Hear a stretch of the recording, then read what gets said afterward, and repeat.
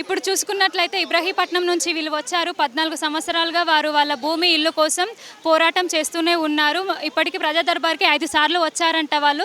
మరి వారి సమస్యకు పరిష్కారం దొరికిందా లేదా అని ఒకసారి వాళ్ళని అడిగి వారి మాటల్లోనే తెలుసుకుందాము. చెప్పండి, మీరు ఇప్పటికి ప్రజా దర్బార్‌కి 5 సార్లు వచ్చానన్నారు. మరి మీ సమస్యని వారు పట్టించుకుంటున్నారా లేదా? ఇక్కడ నుంచి కలెక్టర్ ఆఫీస్కు ఆర్డీఓకి పంపుతున్నారమ్మా. ఆర్డీఓ ఆఫీస్లో లెటర్ పెట్టాలని చెప్పేసి కలెక్టర్ కోరుతున్నాడు. కానీ ఆర్డీఓ మాత్రం నేను లెటర్ పెట్టానని మూమాటం లేకుండా ముఖం మీద చెప్పేస్తున్నాడు. ఎందుకు అంటే ఈ మోసం చేసింది అధికారులని నేను ఎందుకు బదలామైతే ఇంతకుముందుకున్న వాళ్ళు చేయలే కాబట్టి ఈ 14 సంవత్సరాలలో ఎంతోమంది ఆర్డీఓలు వచ్చిపోయారు. వాళ్ళు చేయని పని నేను చేసి నేనెందుకు బదలామైతా, నేను చేయనని చెప్పేసి మూమాటంగా చెప్తున్నాడు మేడం. 14 సంవత్సరాలుగా మీరు న్యాయం కోసం పోరాడుతూనే ఉన్నారు. మీకు పిల్లలు ఉన్నారు. మరి వారి పరిస్థితి ఏంటి? అదే మేడం, గవర్నమెంట్కి అదే తెలియడానికే డైరెక్ట్ చెప్తున్నా మేడం. మాకు ఉన్న ఇల్లు పోయి, ఉన్న భూమి పోయి, మేము రోడ్డు పాలైనాం. రోజు డైలీ వర్క్ కష్టం చేస్తేనే మాకు పూట గరుస్తుంది.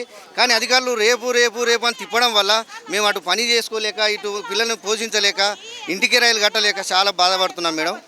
ఈ సమస్యని కొంచెం తొందరగా సీఎం దృష్టికి తీసుకెళ్ళి మీ మీడియా ద్వారా మాకు న్యాయం చేస్తారని చెప్పేసి పదే కోరుకుంటున్నాం మేడం.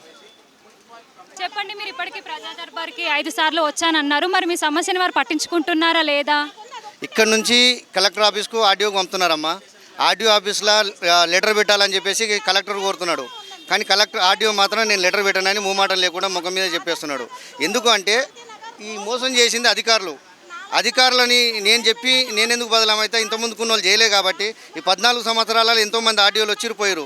వాళ్ళు చేయని పని నేను చేసి నేనెందుకు బదలామైతా, నేను చేయనని చెప్పేసి మూమాటంగా చెప్తున్నాడు మేడం. 14 సంవత్సరాలుగా మీరు న్యాయం కోసం పోరాడుతూనే ఉన్నారు. మీకు పిల్లలు ఉన్నారు. మరి వారి పరిస్థితి ఏంటి? అదే మేడం, గవర్నమెంట్కి అదే తెలియడానికే డైరెక్ట్ చెప్తున్నా మేడం. మాకు ఉన్న ఇల్లు పోయి, ఉన్న భూమి పోయి, మేము రోడ్డు పాలైనాం. రోజు డైలీ వర్క్ కష్టం చేస్తేనే మాకు పూట గరుస్తుంది. కానీ అధికారులు రేపు రేపు రేపు అని తిప్పడం వల్ల మేము అటు పని చేసుకోలేక, ఇటు పిల్లల్ని పోషించలేక, ఇంటికి రైలు కట్టలేక చాలా బాధపడుతున్నాం మేడం. ఈ సమస్యని కొంచెం తొందరగా సీఎం దృష్టికి తీసుకెళ్ళి మీ మీడియా ద్వారా మాకు న్యాయం చేస్తారని చెప్పేసి పదే కోరుకుంటున్నాం మేడం.